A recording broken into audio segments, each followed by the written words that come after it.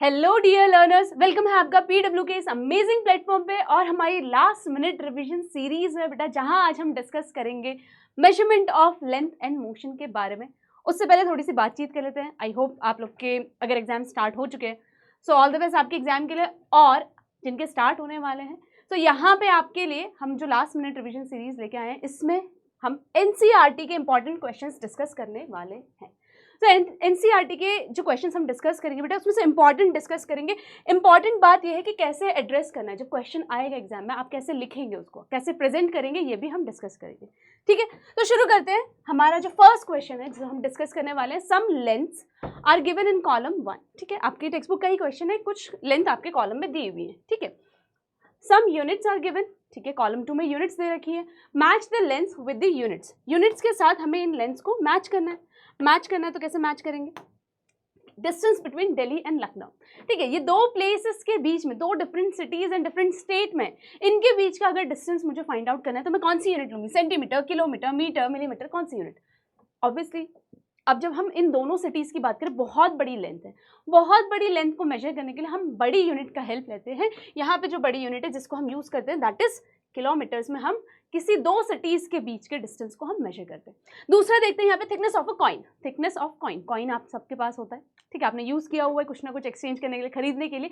सो आपने देखा उसकी जो थिकनेस होती है कितनी छोटी सी लगती है। ठीक है, आप उसको ऐसे पिंच करके होल्ड कर सकते हो। ठीक है, सो जो थिकनेस होती है बेटा एकदम छोटी सी यूनिट में मेजर करते हैं, दैट इज मिलीमीटर्स में हम उसे मेजर करते हैं।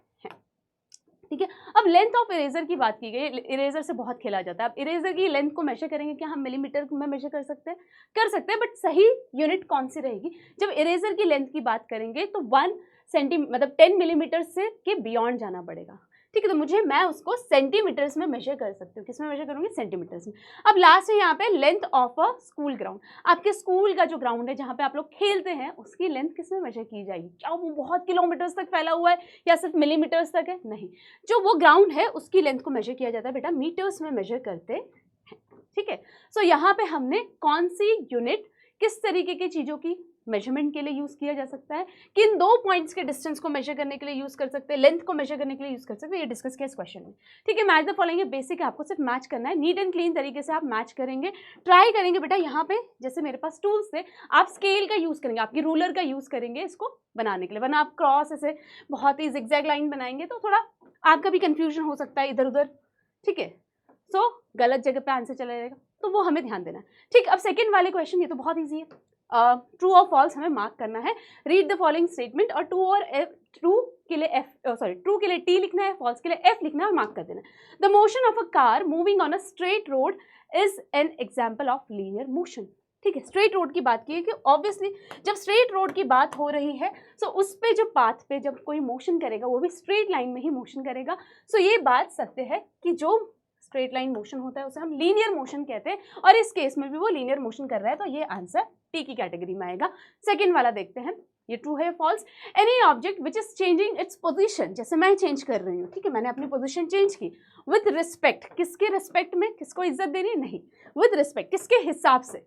With respect to a reference point, एक रेफरेंस पॉइंट के हिसाब से। इस जगह से, सपोज मान लो ये एक रेफरेंस पॉइंट है, इस जगह से मतलब यहाँ पे ये जगह, ठीक है, इस पॉइंट से मैंने अपनी पोजीशन चेंज कर ली, इस पॉइंट के हिसाब से मैंने अपनी पोजीशन चेंज कर ली। ठीक है, टाइम भी लगा मुझे चेंज करते हुए। सो यहाँ पे क्या बोला है? Is said to be in motion. अगर बेटा पोजीशन चेंज होती है तो ऑब्जेक्ट मोशन में ही होता है, ये बात भी सत्य है, तो हम ट्रू मार्क करेंगे। It is true, this statement is true. Now 1 kilometre equals to 100 centimetre बताया गया है, क्या ये बात ट्रू है फॉल्स है? अब जब 1 किलोमीटर की बात की गई है, ठीक है, इट्स अ बड़ी यूनिट। ठीक है, बड़ी वाली यूनिट है किलोमीटर्स, एंड 100 सेंटीमीटर बोला है, लेकिन क्या ये बात सही है? ऑब्वियसली आपको पता चल गया होगा, लेकिन बेटा जब हम किलोमीटर्स से हम मुझे सेंटीमीटर्स में मेंशन करना है, एक बड़ी यूनिट से मुझे छोटी यूनिट की तरफ जाना है, तो मैं क्या करती हूँ? मैंने क्या बताया था आपको, आप लोगों ने अगर क्लासेस नहीं देखी पहले की, आप जाके देख सकते हैं। किलोमीटर से सेंटीमीटर्स में जा रहे हैं बेटा। ठीक है, सो ध्यान देना है, क्या डायरेक्टली चले जाओ किलोमीटर से सेंटीमीटर में जाने के लिए? ठीक है, एक और, अगर आप डायरेक्टली नहीं करना चाह रहे तो आप एक और चीज़ कर सकते हैं। एक और चीज़ क्या है? किलोमीटर से पहले आप मीटर्स के पास चले जाइए, फिर मीटर से सेंटीमीटर के पास चले जाओ। ठीक है, ऐसे कर सकते हैं। अब देखो यहाँ पे 1 किलोमीटर इक्वल्स टू कितना होता है? 1 किलोमीटर इक्वल्स टू 1000 मीटर होता है। ठीक है, अब मीटर तक मैं पहुंच चुकी हूँ। अब मीटर से मुझे सेंटीमीटर में जाना है, तो मैं क्या करूँगी यहाँ पे, इस मीटर को अगर मुझे जाना है तो मैं क्या बोलूँगी इसे 1000 मीटर, क्योंकि मीटर है 1 मीटर इक्वल्स टू, यहाँ पे ये लिखेंगे 1 मीटर इक्वल्स टू 100 सेंटीमीटर। सो यहाँ पे जो 1000 था इंटू 100 हो गया, this will give you value in 1 lakh centimetre. ठीक है, क्या आया, 1 लाख सेंटीमीटर आया। ठीक है, सो यहाँ पे समझ में आया हम लोगों को कि 1 लाख सेंटीमीटर हो रहा है। तो कैसे हो रहा है, क्योंकि मीटर के पास गए और सेंटीमीटर के पास गए। इसका मतलब ये किसके लिए था, लेकिन किसके लिए था, ये 1 किलोमीटर से जर्नी शुरू हुई। सो हमने क्या किया बेटा, 1 किलोमीटर से मीटर में जाने के लिए 1000 से मल्टीप्लाई किया एंड मीटर की यूनिट लगाई।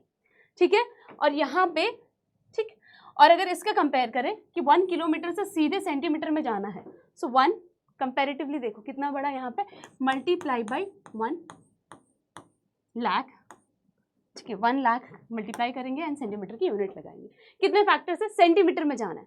ठीक है, बीच में एक और बड़ी यूनिट आती है, तो ऐसे आपको, आप या तो डायरेक्टली जंप करेंगे तो मिस्टेक कर देंगे, वरना आप मीटर्स के थ्रू सेंटीमीटर में जाओ। अगर आपको याद रहता है तो आप डायरेक्टली क्या कर सकते हैं, यहाँ पे मल्टीप्लाई बाई 1 2 3 4 ये मीटर्स के लिए और ये सेंटीमीटर के लिए। ठीक है, सो यहाँ पे क्या हुआ, 1 किलोमीटर इक्वल टू 100 सेंटीमीटर होता है। ये बात गलत है, गलत है, गलत है। तो हम क्या मार्क करेंगे बेटा, यहाँ पे आंसर आपका क्या हो जाता है, दैट इज फॉल्स। आपको देख के भी पता चल जाएगा 1 किलोमीटर खुद ही 1000 मीटर होता है।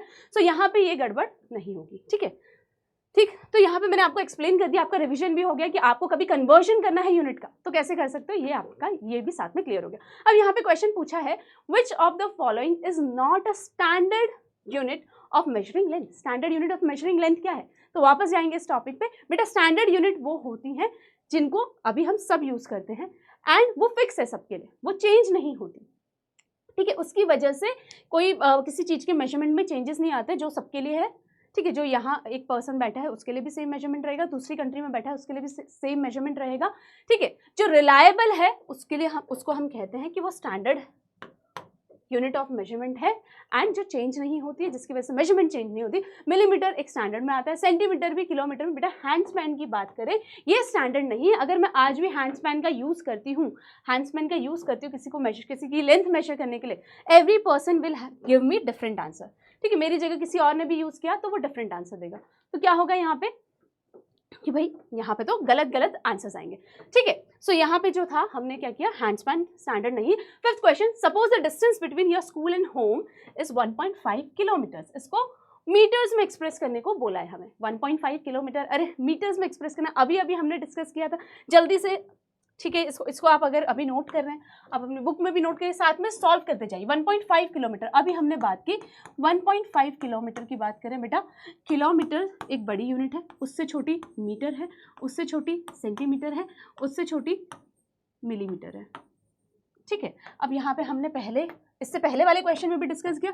अगर बेटा मुझे किलोमीटर से मीटर में जाना है तो मैं 1000 के फैक्टर से मल्टीप्लाई करूँगी, मीटर से सेंटीमीटर में जाना है तो मैं 100 के फैक्टर से मल्टीप्लाई करूँगी, एंड सेंटीमीटर से मिलीमीटर जाना है तो मैं 10 के फैक्टर, मतलब 10 नंबर्स। ठीक है, इससे मैं मल्टीप्लाई करूँगी। ये बात समझ में आ गई। अब यहाँ पे मुझे सिर्फ किलोमीटर से मीटर पूछा है। ठीक है, डायरेक्टली बता देंगे भाई, किलोमीटर से मीटर पूछा है बेटा, मुझे अगर मीटर में एक्सप्रेस करना है तो मैं क्या करूँगी, इसके लिए कुछ नहीं, 1.5 किलोमीटर्स को किससे मल्टीप्लाई करूँगी, मीटर में जाना है तो बेटा 1000 से मल्टीप्लाई करूँगी। 1000 से मल्टीप्लाई किया।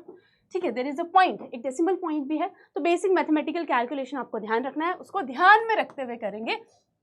दैट इज, अभी मैं डेसिमल को कंसिडर नहीं कर रही हूँ, 15000।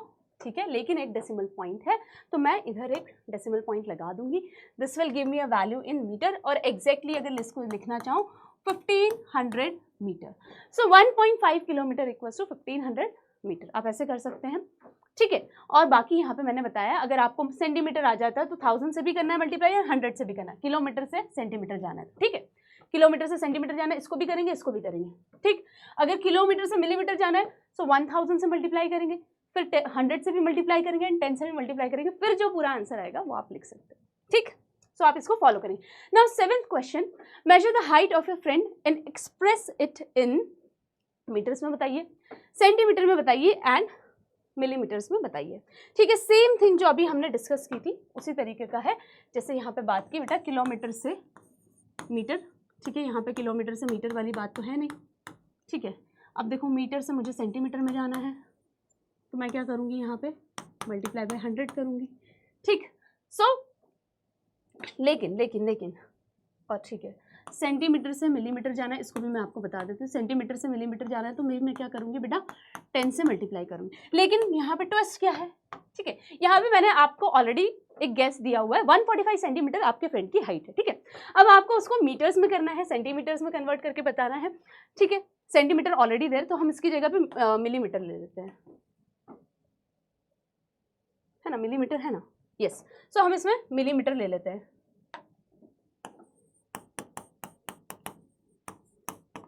ठीक है। चलो चलो स्टार्ट करते हैं। अब देखो यहाँ पे ध्यान देने वाली बात क्या है, अभी हद तक हमने जो डिस्कस किया, इससे पहले भी बड़ी यूनिट से छोटी यूनिट की तरफ जा रहे हैं, छोटी से बड़ी यूनिट की तरफ आना है तो बेटा क्या करेंगे, जैसे मिलीमीटर से मुझे सेंटीमीटर की तरफ आना है, ठीक है, तो मैं क्या करूँगी, डिवाइड बाई 10 करूँगी। जैसे इन केस मीटर्स में मुझे एक्सप्रेस करना है, मतलब जो 145 सेंटीमीटर दिया है, मुझे उसे मीटर में एक्सप्रेस करना है। मतलब क्या करना है, यहाँ पे ट्विस्ट क्या आ गया, जो सेंटीमीटर में दिया हुआ है उसे मीटर में एक्सप्रेस करना है। छोटी यूनिट से बड़ी यूनिट की तरफ जाना है बेटा। छोटे से जब हम बड़े यूनिट की तरफ जाते हैं तो हम जिस फैक्टर से पहले मल्टीप्लाई कर रहे थे उसी से हम डिवाइड कर देंगे, ठीक है। तो मैं डिवाइड बाई 100 करूँगी और मुझे मीटर्स में आंसर मिल जाएगा, ठीक। सो पहले वाले को सबसे पहले सॉल्व कर लेते हैं। यहाँ पे देखो 145 सेंटीमीटर है, इसको अगर मैं सॉल्व करूँ 145 डिवाइड बाई 100, मुझे क्या आंसर मिलेगा, 1.45 मीटर आंसर आ गया, ठीक है।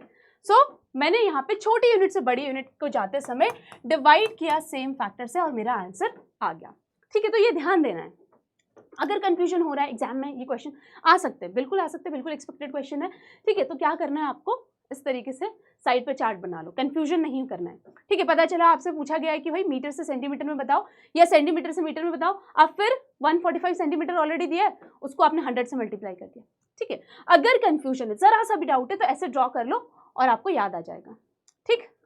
चलो मिलीमीटर्स की बात करते हैं बेटा। 145 सेंटीमीटर को मुझे मिलीमीटर्स में एक्सप्रेस करना है, सो सेंटीमीटर है और मुझे छोटी यूनिट में ही जाना है, छोटी यूनिट में ही जाना है, छोटी यूनिट के पास जाना है तो मल्टीप्लाई करेंगे, बहुत ईजी है। सो इसको करने के लिए क्या किया, 145 multiply by 10, it will give me 1450 millimetre, ठीक है। यहाँ पे मेरा आंसर आ गया दोनों का, ठीक। ये वाला इंपॉर्टेंट फैक्टर है, इसको ध्यान देंगे, ठीक है। ये वाला इंपॉर्टेंट है बेटा, इसको याद रखेंगे। इसमें ये अगर आपको याद रह जाता है तो आपका कोई दिक्कत नहीं होगी, बहुत बढ़िया से आप ऐसे क्वेश्चंस को आराम से सॉल्व कर ले जाओगे, कोई इशू नहीं आएगा, ठीक है। चलो आगे बढ़ते हैं। Give 2 examples. अब यहाँ पे एग्जाम्पल पूछा है ईच फॉर, ठीक है। गिव 2 एग्जाम्पल्स देने हर एक के बारे में, linear, circular and oscillatory motion. बहुत सारे एग्जाम्पल्स है, आपकी डेली लाइफ से उठा लो, ठीक है। लेकिन करेक्ट वर्ड फॉर्मेशन में आपको लिखना है, एक एक को अलग से शो करेंगे, ऐसे शो कर सकते हो या इस तरीके से भी लिख सकते हो, हॉरिजॉन्टली भी लिख सकते हो, वर्टिकली भी आप ऐसे पार्टीशन करके बता सकते हो, ठीक है। 2 एग्जाम्पल्स बोला है। लीनियर मोशन की बात करें, लीनियर यानी rectilinear motion, straight line motion की बात हो रही है। यहाँ पे क्या एग्जाम्पल है, बाइसिकल चलाते हैं आप, अगर स्ट्रेट आपकी रोड है, स्ट्रेट रोड पे जब आप बाइसिकल चला रहे हैं, ठीक है, एकदम पतली सी रोड है, स्ट्रेट है एकदम, आपका मोशन भी क्या है, लीनियर मोशन है। सेकंड एग्जांपल क्या है, dropping of a ball from a height. आप एक बॉल था, उसको आपने सिर्फ ऐसे ड्रॉप कर दिया, ठीक है। कभी देखा है बॉल ड्रॉप होने के बाद ऐसे जा रही, नहीं, that is correct.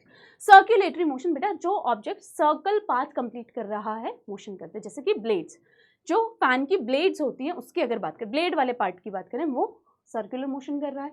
A persons motion on मेरी गो राउंड, मेरी गो राउंड में जब घूमते हैं तो भी सर्कुलर मोशन होता है।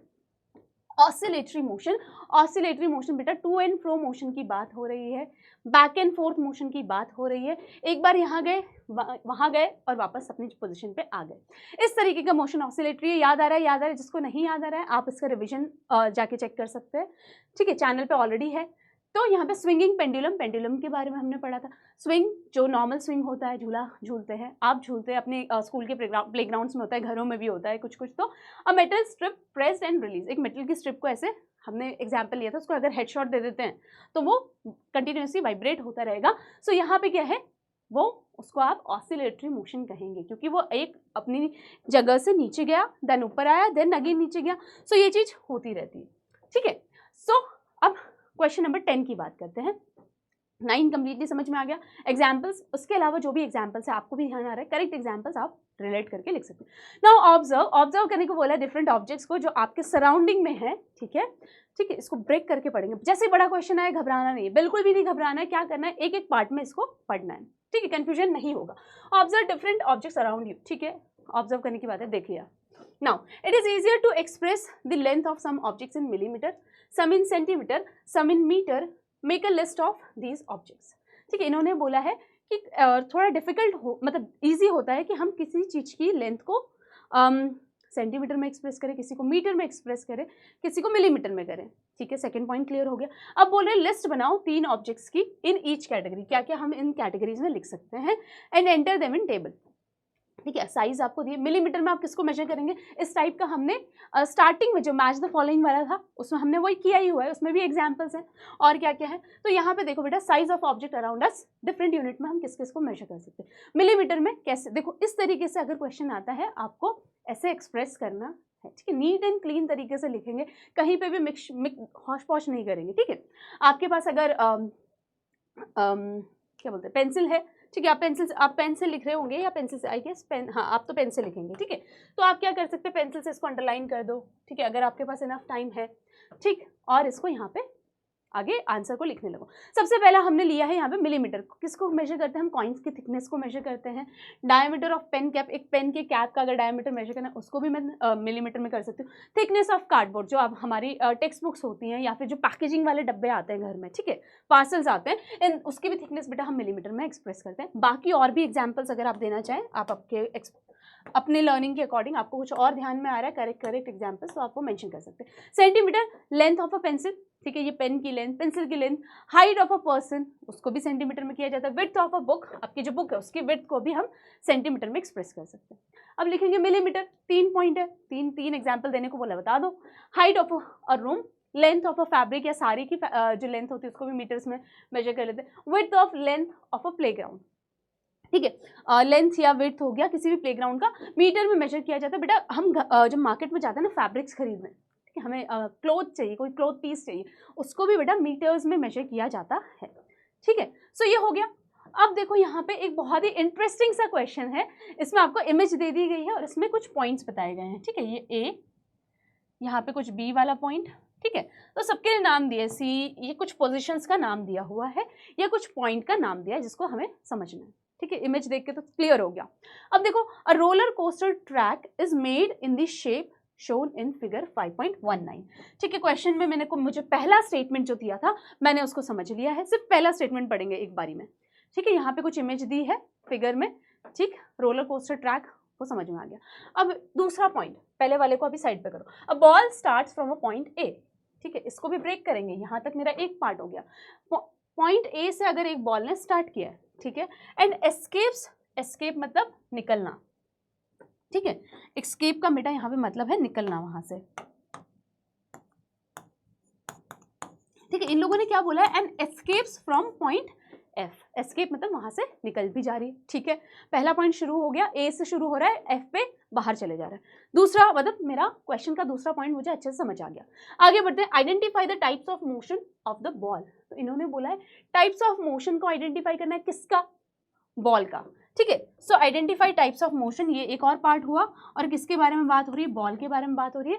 इस पाथ पे, इस रोलर कोस्टर वाले रास्ते पे उसका क्या मोशन रहेगा हमें ये बताना है, and corresponding portions of the track, ठीक है। हाँ, ये जो पोर्शंस है ए बी सी डी, इस पे क्या उनका मोशन रहा होगा। तो यहाँ पे थोड़ा ध्यान भी देंगे बेटा, ए पॉइंट से अगर बी की तरफ आ रहा है, एकदम स्ट्रेट रास्ता है, कोई चेंजेस नहीं, लीनियर मोशन, ठीक है, यहाँ पे तक ऑलमोस्ट लीनियर है। फिर यहाँ पे जैसे ही आया एक लूप बन रहा है, ठीक है, यहाँ सर्कुलर मोशन फॉलो हो रहा है, एंड देन ठीक है, यहाँ से यहाँ तक हमने देखा कि लीनियर है, ये सर्कुलर वाला पार्ट आ गया। अगेन ई टू एफ की अगर बात करें, ई टू एफ देखेंगे, again linear motion, straight line motion है, ठीक है। सो यहाँ पे हमने इस मोशन को डिफाइन कर दिया, linear, circular and linear motion में, ठीक है। कौन से ए से बी पॉइंट, अलग अलग पॉइंट्स पे कैसा मोशन रहा इस बॉल का, हमने वो डिफाइन कर दिया, ठीक। तो यहाँ पे हमारा ये वाला क्वेश्चन खत्म होता है। अब लास्ट क्वेश्चन की बात करते हैं। लास्ट क्वेश्चन देखो बेटा, यहाँ पे क्या है, आपको डायरेक्टली कुछ नहीं पूछा गया है, तो कंडीशन टाइप का क्वेश्चन है। क्या बोला है, तस्नीम के बारे में बताया गया है, उसको बनाना है, wants to make a metre scale. ठीक है, तस्नीम भी बना सकती है, हम भी बना सकते हैं। ऐसे सोचो, अपने आप से रिलेट करके सोचना है कि आप अगर तस्नीम होते तो आप क्या करते हैं। ठीक है, तस्नीम को इमेजिन नहीं करना, खुद को इमेजिन करना। ठीक है, मीटर स्केल बनानी है by herself. She consider the following material, उसने सोचा ये मटेरियल्स मेरे पास हैं, अब मैं सोचती हूँ कि क्या करना है। तो उसने उसको मटेरियल्स हमें पता चल गया, प्लाईवुड है, पेपर है, क्लोथ है, ठीक है, स्ट्रेचेबल रबर है एंड स्टील है। ठीक है, which of these should she not use and why, उसको क्या क्या यूज नहीं करना चाहिए। ठीक है, एक स्केल बनाने के लिए हाँ, सो क्या क्या नहीं यूज करना चाहिए बेटा।